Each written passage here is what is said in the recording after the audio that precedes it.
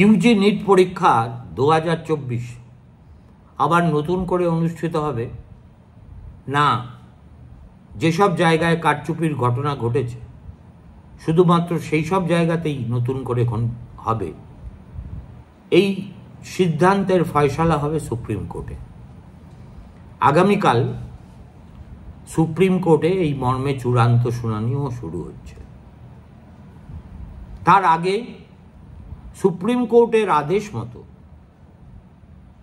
NTA আজ সারা দেশের সব সেন্টারে সিটি এবং সেন্টার ধরে ধরে যা ফলাফল সেটা টাঙিয়ে দিয়েছে। কেননা সুপ্রিম কোর্ট তাদের নির্দেশ দিয়েছিল শনিবার এই কাজটা তাদের করতেই হবে। আগামীকাল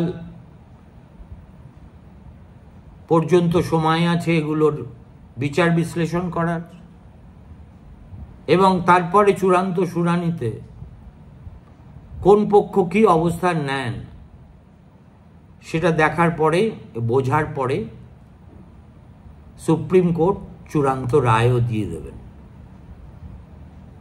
সুপ্রিম কোর্টের কাছে যেটা সবচেয়ে বড় বিচার্য সেটা হচ্ছে তারা বুঝতে চাইছেন এই কারচুপির ব্যাপকতা কত দূর। যদি এটা সত্যি ভারত সরকারের দাবি মতো বা এনটিএ কর্তৃপক্ষের দাবি মতো কয়েকটি বিচ্ছিন্ন জায়গায় সীমাবদ্ধ হয়ে থাকে তাহলে একরকম কথা, কিন্তু যদি তা না হয় তাহলে হোল এক্সামিনেশন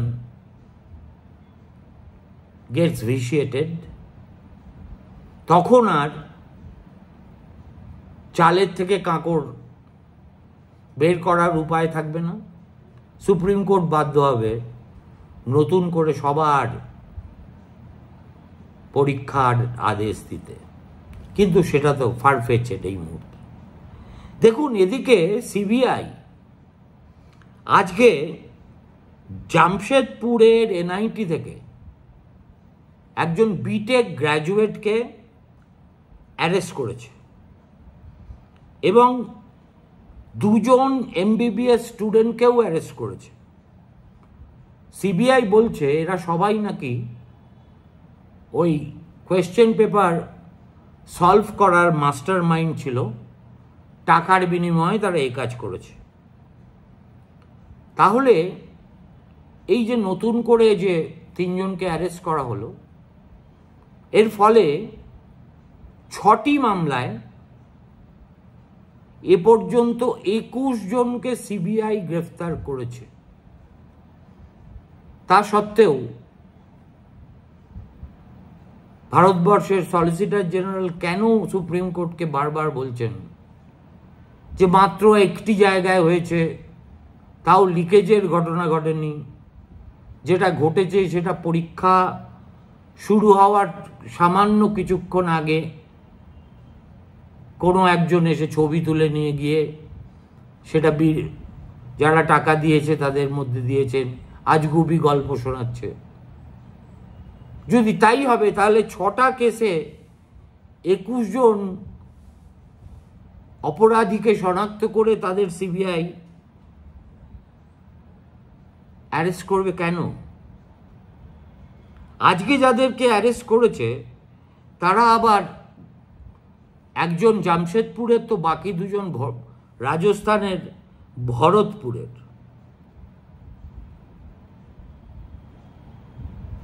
এর বাইরে আরেকজনকে তারা ধরেছে, তার নাম পঙ্কজ কুমার। এই ছেলেটি ইঞ্জিনিয়ার এবং এ হাজারিবাগের ট্রাঙ্ক থেকে ওই প্রশ্নপত্র চুরি করে নিয়েছিল। সুতরাং এনটিএর পক্ষ থেকে বা ভারত সরকারের পক্ষ থেকে বিষয়টাকে যতটা লঘু করে দেখানো হচ্ছে তা হয়তো নয়। দেখুন, আজকে যে ফলাফল বেরিয়েছে সেই ফলাফলের দিকে তাকিয়ে এক্স্যাক্টলি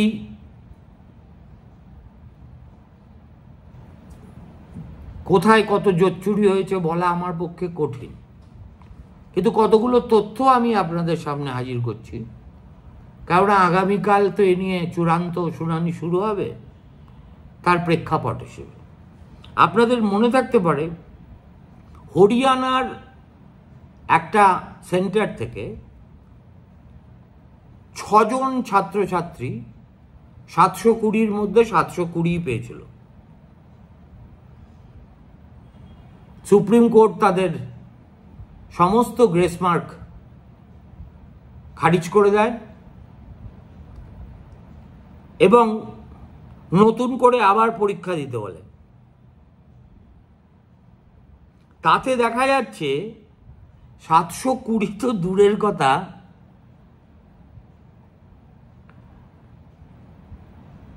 মাত্র একজন ওই একই সেন্টার থেকে 682 পেয়েছে, তার উপরে কেউ নেই।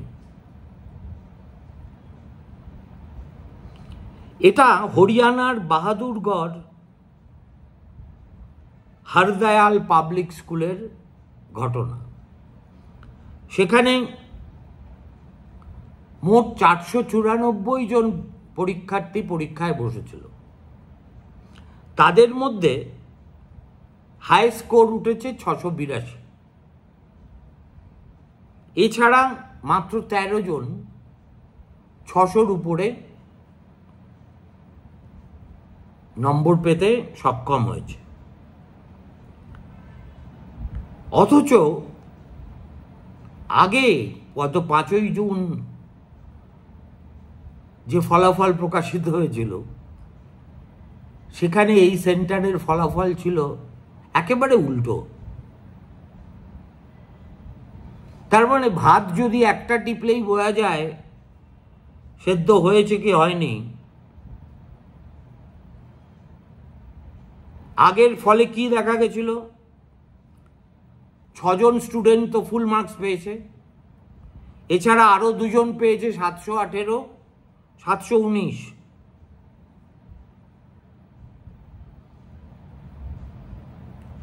এটা এমনই একটা অবাস্তব ঘটনা যে সুপ্রিম কোর্ট একটা চূড়ান্ত সিদ্ধান্ত নিতে বাধ্য হয়, বলে গ্রেস মার্ক তুলে দাও, আবার পরীক্ষা দিতে বলো। 1563 জনের জন্য নতুন করে পরীক্ষা নেওয়ার ব্যবস্থা হয়। আপনারা জানেন শেষ পর্যন্ত যাদের জন্য নতুন করে পরীক্ষা নেওয়া হলো তাদের মধ্যে মাত্র 800 জন অ্যাপিয়ার করেছিল রিটেস্টে। তার মানে প্রায় সমপরিমাণ ক্যান্ডিডেট যারা গোড়ায় পরীক্ষাটা দিয়েছিল তারা আর হলমুখই হয়নি। এটাও ঠিক চোরের মন বোঝকার দিকে না কি সেটা আমি বলতে পারবো না, কিন্তু ঠিকঠাক পরীক্ষা হলে এবং কোনো জালিয়াতির কোনো স্কোপ না থাকলে এই ধরনের ভেলকি দেখানো সেন্টারগুলোর কি অবস্থা হয় সেটা আপনারা বুঝতেই পারছেন।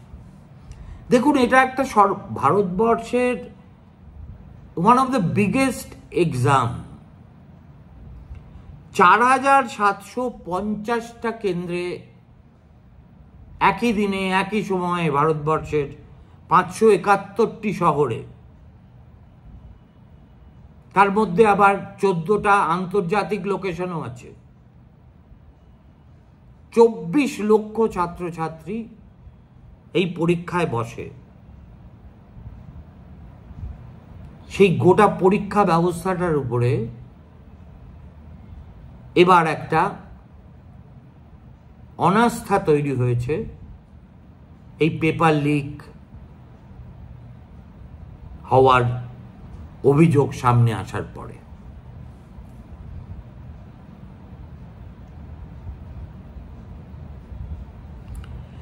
অন্য জায়গায় যেটা দেখা যাচ্ছে যে অন্য দুটো যে সেন্টার নিয়ে বিতর্ক হয়েছিল, তার মধ্যে একটা হচ্ছে বিহারের হাজারিবাগের ওয়েসিস পাবলিক স্কুল, আরেকটা হচ্ছে গুজরাটের গোধরায় জলরাম ইন্টারন্যাশনাল স্কুল। তার মধ্যে দেখা যাচ্ছে ওয়েসিস পাবলিক স্কুলে যার প্রিন্সিপালকে সিবিআই অ্যারেস্ট করেছে, 701 জন পরীক্ষা দিয়েছিল, কিন্তু 700-র উপরে নাম্বার কেউ পায়নি। মাত্র 7 জন স্টুডেন্ট 650-এর উপরে পেয়েছে, 23 জন 600 পেয়েছে, আর 46 জন 550-এর উপরে। অন্যদিকে জলরাম ইন্টারন্যাশনাল স্কুল, যেটা গুজরাটের গোধরায়, সেখানে দেখা যাচ্ছে 1838 জন পরীক্ষা দিয়েছিল, সেখানে হায়েস্ট উঠেছে 700 নম্বর। কয়েকজন পরীক্ষার্থী 650-এর উপরে পেয়েছে, 14 জন 600-র উপরে পেয়েছে, 31 জন 550-এর উপরে পেয়েছে। এখন এইসব নিয়ে যারা চর্চা করেন তাদের একটা অংশ দেখলাম বলছেন যে এই স্কোর হচ্ছে উইদিন এক্সপেক্টেড রেঞ্জ। এই স্কোর দেখে সেখানে খুব বড় ঘাপলা হয়েছে বা আদৌ ঘাপলা হয়েছে এরকম সিদ্ধান্তে আসা যায় না। কি আজ যে আসা যায় আর যায় না সেটা তো আমরা বুঝতে পারবো না।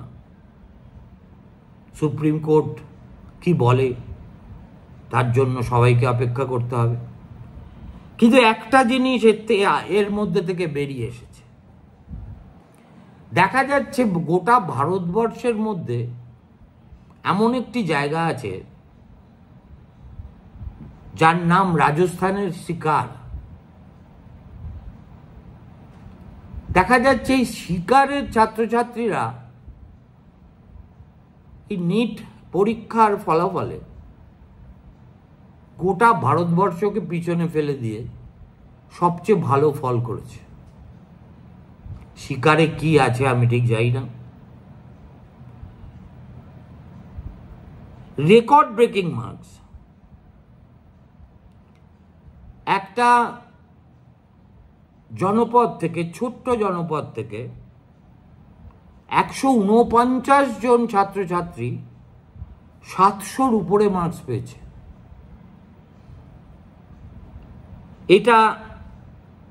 এর বাইরে 2037 জন ছাত্র 650-এর উপর নম্বর পেয়েছে, আর 4297 জন পেয়েছে 600-র উপরে নম্বর। প্রথম 50 জনের মধ্যে 29 জনই হচ্ছে এই সিকারের বাসিন্দা।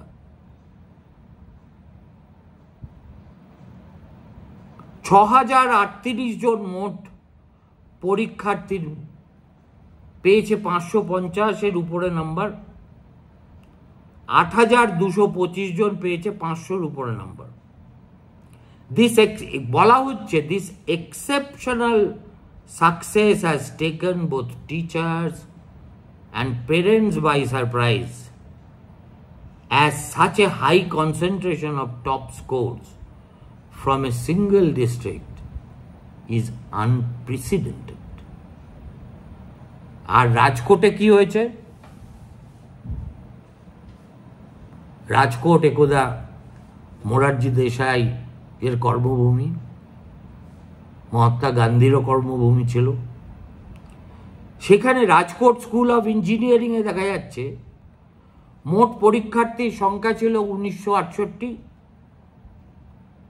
112 জন তার মধ্যে 700-র উপরে নম্বর পেয়ে বসে আছে। 112 জন পেয়েছে 650-এর উপর নম্বর। এটাও একটা ওই তল্লাটের লোকেদের কাছে একটা অবিশ্বাস্য ঘটনা বলে মনে হচ্ছে। এছাড়া ধরুন তামিলনাড়ুর নুমাক্কালে পাওয়াল ইঞ্জিনিয়ারিং কলেজ বলে একটা কলেজ আছে, যে কলেজে 1017 জনের পরীক্ষার ব্যবস্থা হয়েছিল। সেখানে দেখা যাচ্ছে 2 জন ছাত্র 700-র উপরে পেয়েছে, আর 52 জন পেয়েছে 650-এর উপরে। এখন এই ফলাফলগুলো কিভাবে ডাইসেক্ট করা যাবে? এটা কতটা ছাত্রছাত্রীদের নিজের কৃতিত্ব, কতটা স্থান মাহাত্ম্য, কতটা তাদের শিক্ষকদের পারদর্শিতা, নাকি এর মধ্যে ভেজাল আছে প্রচুর, সেটা নির্ধারণ কিভাবে করা হবে আমার মাথায় কিন্তু ঢোকেনি। কিন্তু রাজস্থানের শিকার একটা ছোট জেলা, সেখানকার ছেলেপিলেরা যদি ভারতবর্ষের আরো এত সহস্র জেলার মধ্যে থেকে সর্বশ্রেষ্ঠ ফল করে এবং এতটাই চমকপ্রদ ফল করে, তখন সন্দিগ্ধ মনে মনে হয় ডাল মে কুছ জরুর কালা হ্যায়। দেখা যাক কালকে সুপ্রিম কোর্টে কি হয়। ভালো থাকবেন, নমস্কার।